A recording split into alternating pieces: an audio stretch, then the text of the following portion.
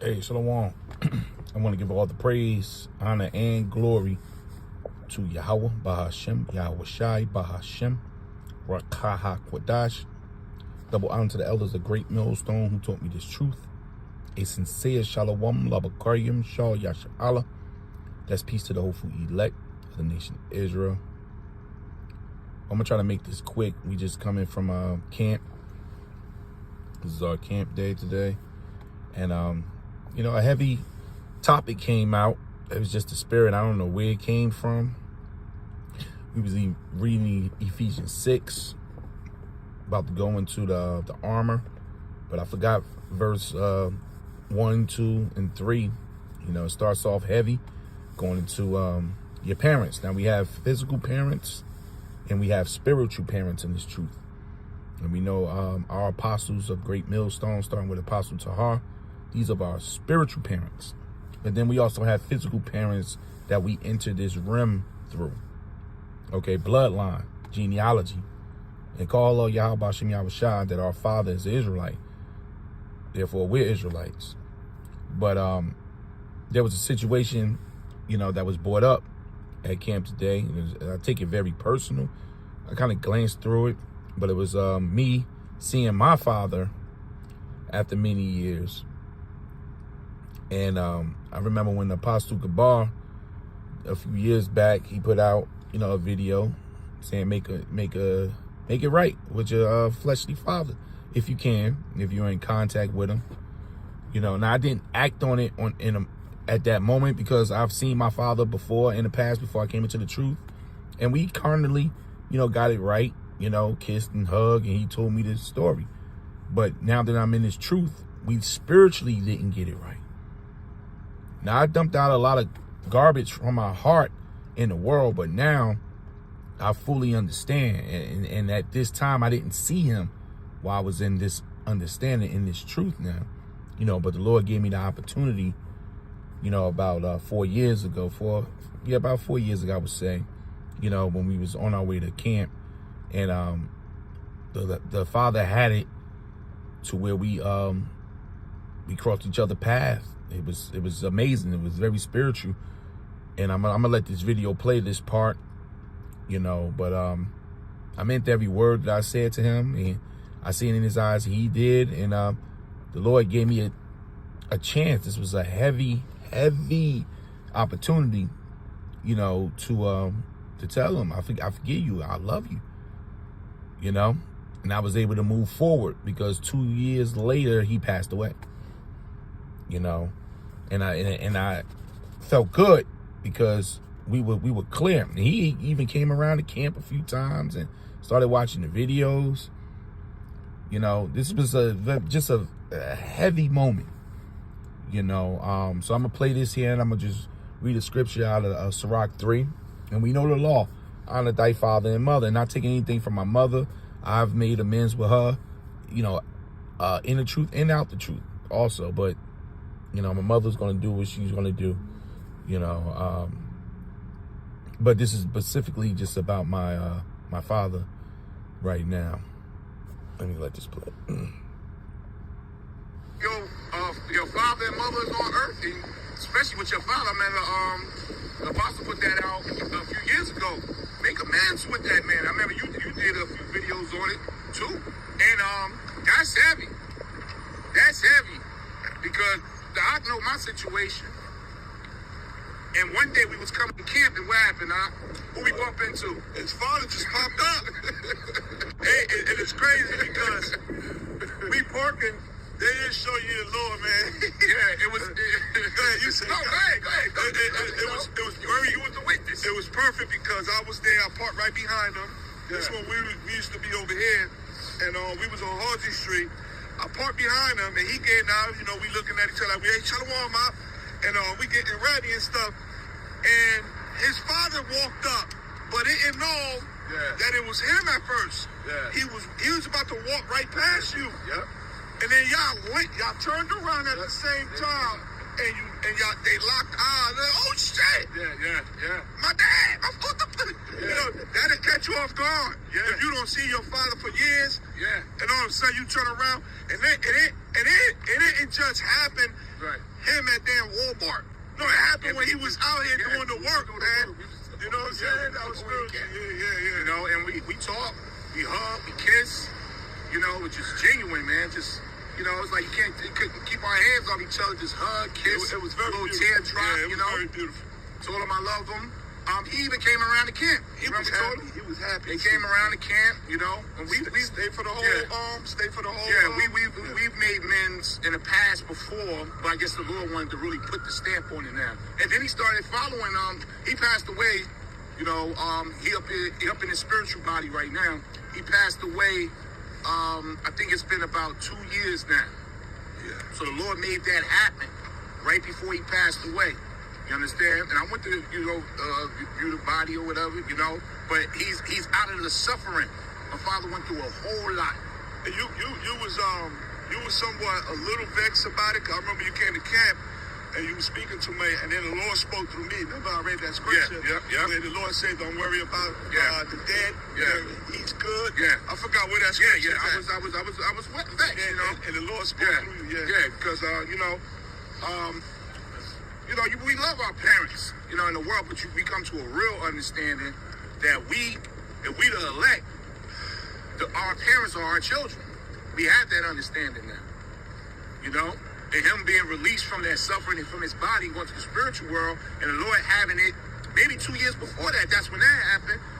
Having us see each other. He came to camp a few times, right? Yeah. Like 2 or 3 times he passed by with my sister and everything, you know. But that was a beautiful thing, just a little testimony about, you know, hey, if your father's on planet Earth or whatever, you know, a lot of brothers, you come into this truth, the world teaches they hate your father, right? You got this anger, all the fucking rap songs about mommy this, mommy that, the queen of heaven. You hear the story, you find out the whole time your mother was out there hoeing. Yeah. You find your mother was out there hoeing, man. Yeah, daddy always Pop Dukes, they get the even though they do their wickedness or whatever they did, they get the bad rap growing up. Yeah. And Esau has set up a wicked vibration on the earth, starting with the woman to put this negative view and perception about your father growing up. Yeah. Even though it's part of the curses. You know what I'm saying? Your father will leave you, things happen there. But at the end of the day, man, you know, when you come into the truth, you understand spiritually, like, look, you do. You gotta let that go and forgive him. Yeah. And continue on, man. Yeah. The Lord gonna deal with him. Yeah. The Lord dealing with my father, man. My father was wild. You know, he cool now, laid back. We be talking once in a while. Right. You know? Let me read this real quick. This is So we Sirach gonna stop chapter 3, verse. And we gonna get that with the about to read Sirach chapter 3. So that was a very spiritual moment. And after that, you know, we stayed in contact, you know, off and on. You know, I would hear from him now and then, and he passed back by the camp maybe 2 or 3 times after that with my sister and my nephew. And you know, I was hearing, you know, through other family members that you know, he would tune in every Saturday. You know, camp would come on, he'll be there. Even heard that him and my mother, because they eventually started, you know, befriending each other later on in life, you know, and around this time, that they both would watch, you know. And I send my prayers out to my mother because she's still alive, you know, and I love my mother a lot. You know, that's my physical mother. You know, we all got demons and, you know, things going on, so I don't fault her. You know, she had a lot of issues, so did he. You know, but we in this truth, and we know we under these curses, and we know that everybody's not pulled out of this world, you know, to become these profound people that we are. You know, we calling ourselves the hopeful elect. That's not easy. That's heavy. That's heavy. The Lord has put that in our mouth, you know, and our parents, that's not their walk. That's not their opportunity, you know, but we honor thy father and thy mother, like the law says, you know. And honoring it don't mean you got to put up with their shit. You know, sometimes, you know, you got parents that's going off or whatever. You did your part. You know, you might have to just keep your distance, you know. or you have parents like my parents, I was able to get, an opportunity like this. This is the law. This is Exodus 20, verse 12. It says, honor thy father and thy mother, that thy days may be long upon the land which Yahweh thy power giveth thee. NLT. Honor your father. See how the Lord puts the father first for a reason. We our bloodline, everything comes through the father. So honor thy father and thy mother too. Then you will live a long, full life in the land Yahweh your power is giving you. So, the Lord, first of all, we're not perfect. In this world, you expect your parents to be perfect, No, they under the curses too. So this is where the mercy will come in. Yeah, we've been hurt. We've been done wrong. You'll forgive people in the world before you forgive your parents. And that's wrong. That's that worldly attitude. And that could be a hurdle that the Lord put in your way. And then when you hop over that, you grow. Because it's not in the law for, just because the Lord wanted to say that. That's in there for a reason. So I bless Yahweh, Bahashem, Yahweh Shah for making that encounter happen with me and my father. And it was so organic. And like Doc said, we was about to go do the work. And this went down. Very spiritual. This is Ecclesiastes. I'm going to just read it. 3, you see the headings. Honor parents. Ecclesiastes 3, verse 2. For Yahweh have given the father honor over the children, and have confirmed the authority of the mother over the sons. So your mother's involved in this. It's just that there's an order. The father is first. But your mother, especially if you got a mother that's on point, she might sit with you, listen to your scripts. You come into this truth. Your mother just don't want to see you get hurt. She don't want to see you out there dealing drugs or doing anything. So she'll sit and listen and lend the ear. That was my mother when I came into the knowledge. She'll sit and just lend the ear and listen. She wouldn't say yeah or nay. Then after a while, she even started saying the names, using the names. And I hope that she used them to this day. Because she's still on the earth. But this is serious business we're involved with. And the Lord is watching everything. So you younger Akim, Agua, coming into this truth, you living with your parents, don't be out there, disrespecting your parents, especially if you're in their house. They're giving you orders. You obey those orders. You do what you got to do, because Yahweh Ba'ashem Yahweh Shah is looking at that. And that might be a determination on you getting up in these ships or not, or receiving that protection in Jacob's trouble. You don't take this lightly when you're dealing with your physical parents on planet Earth.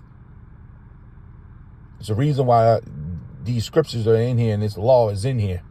Okay, so it says, for Yahweh hath given the father honor over the children, and have confirmed the authority of the mother over the sons. Whoso honoreth his father maketh an atonement for his sins. You see that? That's like following the Day of Atonement. Now we know Yahweh Shah is the ultimate atonement, but this is not going unnoticed in the spiritual world. It says, and he that honoreth his mother is as one that layeth up treasures. And I don't mean bowing down to your mother or father, relieving that anger sincerely out of your heart and forgiving them for what was done under the curses, and we was giving our parents according to our measure. So maybe you deserve those parents for something you did. Whoso honoreth his father shall have a joy of his own children. And I have 4 children, 2 boys and 2 girls. And they 1 foot in, 1 foot out. They'll listen to the knowledge. But I don't expect them to do anything other than that. They're not called, not on the level we on. But they're not giving me hell. My girls don't have boys running in and out of the house. I'm not chasing them down. They answer the phone when I call. They all live with me. And they all, teenagers and young adults now. I think my youngest, Jerry, he's 14. He's the youngest in the house. My children range from the age of 23 down to 14. And I'm not pulling my hairs out. They're not wicked children, you know. They got their issues, but the Lord has definitely worked with me through these kids. So it says, whosoever honoreth his father shall have joy of his own children. And when he maketh his prayer, he shall be heard. Now, this is deep. We were talking about prayer today, which is the beg. Okay? But the Lord is looking, okay, how you doing? Okay, you dealt with your parents in the world, but how you dealing with his parents now? He that honoreth his father shall have a long life. And he that is obedient unto the Lord shall be a comfort to his mother. He that heareth Yahweh will honor his father and will do service unto his parents. As to his master, honor thy father and mother both in word and deed, that a blessing may come upon thee from them. For the blessing of the father establishes the house of children, but the curse of the mother rooteth out the foundation. Glory not in the dishonor of thy father, for thy father dishonor is no glory unto thee. And this is very important right here, because we got all the Biggie Small songs, Tupac, DMX, you go on and on and on. The music industry paid these guys off to disrespect and dishonor their father. And that's why most of them dead, hooked on drugs. They got nothing going for them. Money spent up, ass out to the world, looking ridiculous. They didn't receive the mercy, so the Lord didn't give them time to come into this truth like us and solve the pain of the situation. But we have, because I listened to a lot of those rap songs, and I had ill will and emotion. There was one time when I was a young teenager, wild, growing up in the streets of Newark, and I ran across my father in the streets, and we almost had a fist fight in the street, you know, and I just couldn't do it. You know, my father was down for the rah-rah, you know. I mean, we stepped in the street, put our hands up, and, you know, and I seen the look in his eyes. He didn't want to do it. I didn't want to do it. And, you know, I walked away, but I felt so bad. I mean, for years, I felt bad. I never spoke about that. But being a nigga under the poison, high, drinking, you know, got that wild North spirit on me. You know, F my dad, listen to the music over and over. So when you see your dad, you want to kill him. You know, from that to this now, the Lord's wisdom reaches from one end of the earth to the other. The Lord's hand is not short that it cannot save. The Lord is something else. From night to day, what a difference. So it says, glory not in the dishonor of thy father, for thy father's dishonor is no glory unto thee. For the glory of a man is from the honor of his father, and a mother in dishonor is a reproach to her children. My son, help thy father in his age, and grieve him not as long as he liveth. And if his understanding fail, have patience with him, and despise him not when thou art in thy full strength. And that's what happens, you know. You grow up, you doing better than your father, so you diss him.